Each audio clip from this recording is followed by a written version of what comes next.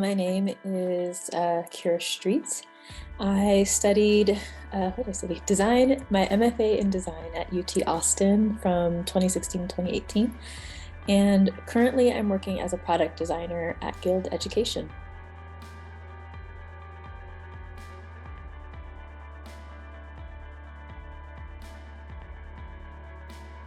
My first job after my MFA program, I interned at KUKA. It was a robotics company based in Austin, headquartered in Germany, but they had an office in Austin, Texas. And I interned there in the summer between my 2-year master's program.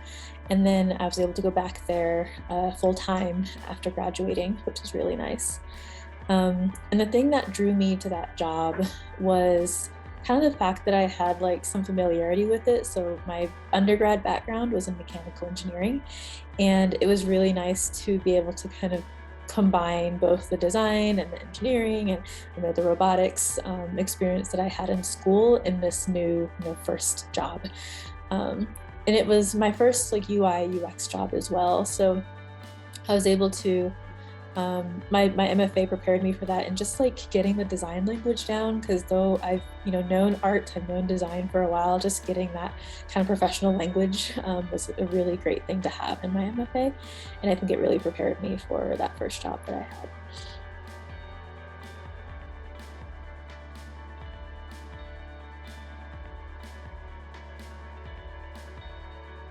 The best career advice I received as a graduate student, it was to really specify what I wanted to do in my design portfolio.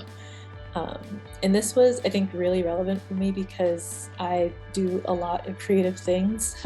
Like I design things, I do, of course, product design, I do graphic design, I've done artwork, I've done writing.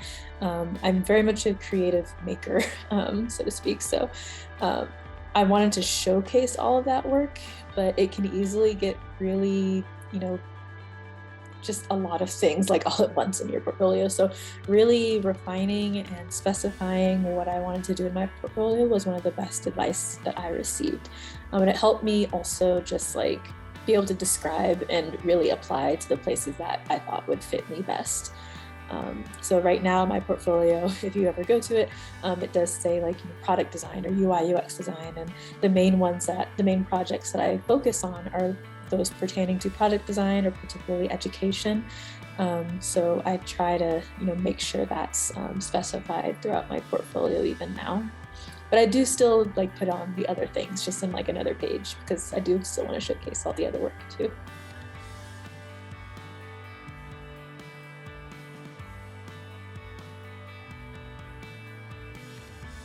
So the strategy that was most effective in helping me transition from MFA to industry, I would say, and also the one that I recommend to grad students, is networking. For the most part, I got my first job, the one I mentioned at KUKA, through a professor's referral. The next one, the one that I have right now, I got through LinkedIn. Even now, I'm part of several designer communities, specifically like Where Are the Black Designers, Hexagon UX for women and non-binary designers, Women of Color in Tech is another Slack group that I'm a part of.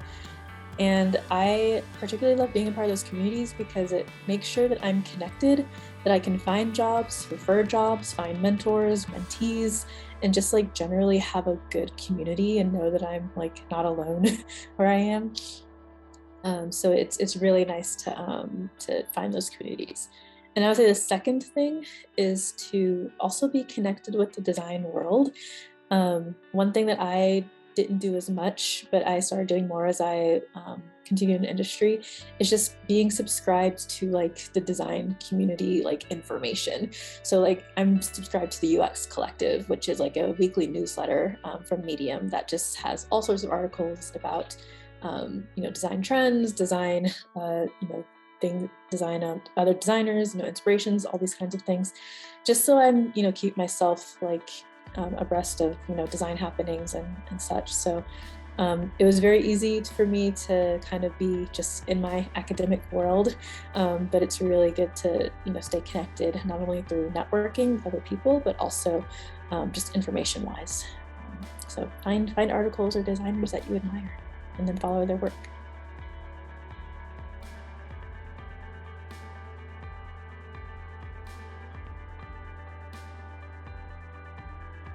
If I were on a hiring committee for my organization, I would look for two to three-ish things.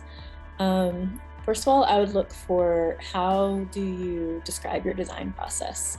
How would you go from project definition to like a live product or live design or whatever that may be? I'd want to be able to understand like how you go about defining the problem, how you go about iterating different solutions, and how you go about like actually implementing that in whatever capacity that needs to be implemented in. So I want to be able to understand your design process. Number two / number three, I'd also want to know how you collaborate and communicate with other people. I feel like so there's something I did not realize until I got into industry is that a lot of design work is built on working with other people, which I know sounds kind of obvious, but at the time I did not feel like it was super obvious. But a lot of my work is cross-functional. So I would ask, how do you work with others? How do you communicate feedback? How do you receive feedback? What do you do when you disagree with someone? What if you disagree with a peer? What if you disagree with your manager or someone who's in like a higher position than you? How do you present your work to someone with no context in either the project or no context in design? Like a lot of that communication and collaboration skills are very much needed as a designer in the industry, at least that I've been in for product design. So I would say, yeah, process, collaboration, and communication. That's what I would look for if I were hiring at my organization.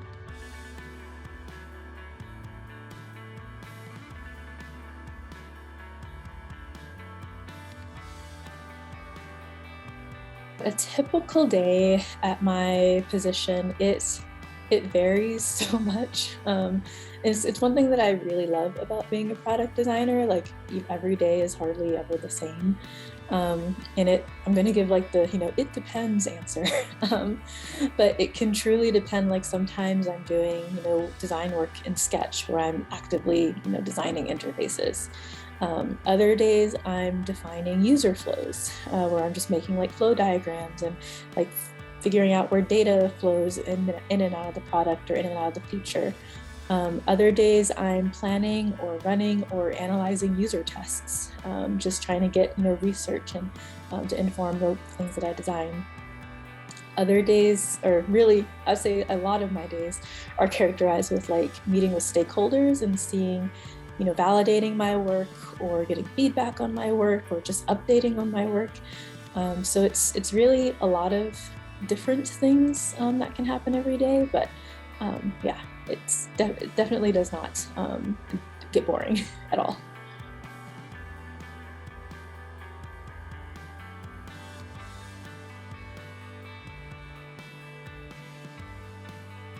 One of the things that I'm working on is almost like a long-term vision of the product that my company has, and it's a lot of long-term work, a lot of like just out of the box thinking, a lot of like pie in the sky thinking, which is really exciting, and I'm super excited to see where it goes. But I'd say one of the things or skills rather, that I used from my MFA on this project is a lot of those interpersonal skills. So like communication, collaboration, giving and receiving feedback. But I would say one of the most valuable was critiquing.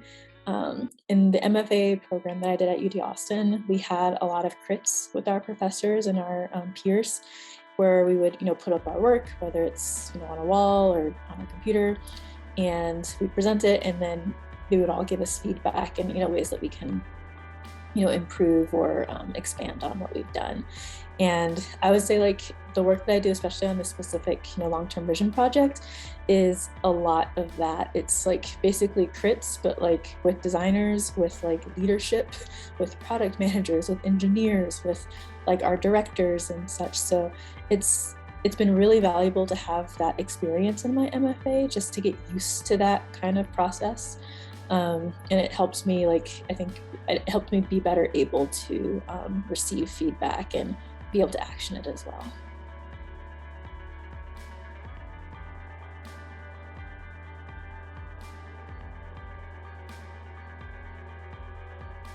I know one of the things that I look for, and especially like as I'm building my career here, to kind of go back to what I mentioned about communities, is wanting to make sure that I bring up and not what's the word, kind of like instill a community of like other Black people, because like I am Black, a Black woman as well, and one of the things that I always try to make sure to do is like mentor other Black designers, and even one I'm actually mentoring one right now. I've helped her just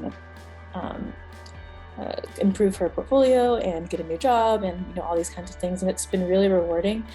And it's having that kind of opportunity to mentor someone and guide them in their career journey has been very rewarding to me. And I know for my own personal career journey, like usually what I would do, I tend to see, especially in the interview process, just like how a certain company like is actioning, whatever DEI, diversity, equity, and inclusion initiatives that they have on their plate. And I know for me at my current place of employment, like I think everyone has room to improve, but I do think they've been doing a really good job of like walking their talk, because I see the seriousness that they have, and that was one of the things that drew me to the company that I'm at now. So definitely try to look for community, both for my own career growth as well as like helping to helping others grow their careers as well.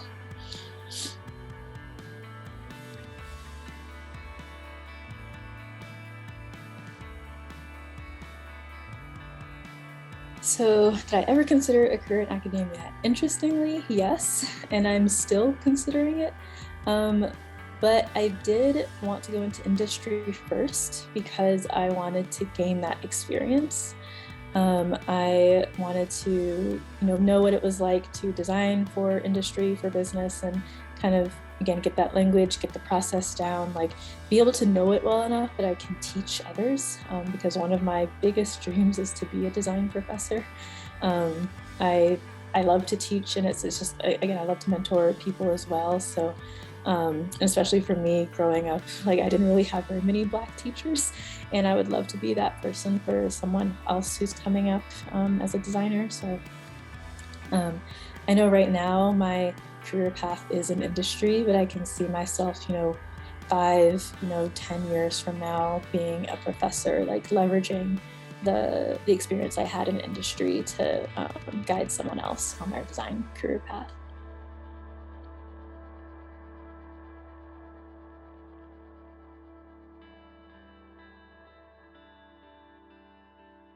My advice would be to look for a place that values your, I'm trying to think of a better word, but I'm going to say personhood, because I can't think of a better word for this. But what I mean by that is like understanding that you are not your job, and that your value is not in your job.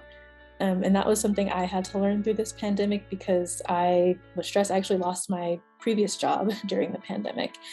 So it was, a lot of, searching like, oh my goodness, what I want to do. I had to move back home to Massachusetts from Texas and just basically like look for a place. It was, kind of a stressful time for me.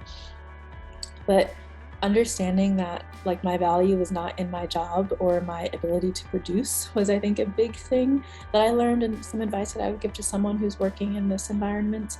And I think it was even true before the pandemic, but I think it's even doubly true now. But making sure to find a place that respects that and acknowledges that and knows that like, hey, we're living in a different time than before. There's I think definitely more stress, definitely more just like soul searching and just like trying to figure out like, what do I want to do with my life? So be like making sure that you're a part of a place that really values your growth and you as a person, and you as like, I need mental health days kind of person, is a good thing to keep in mind as you're looking for a job.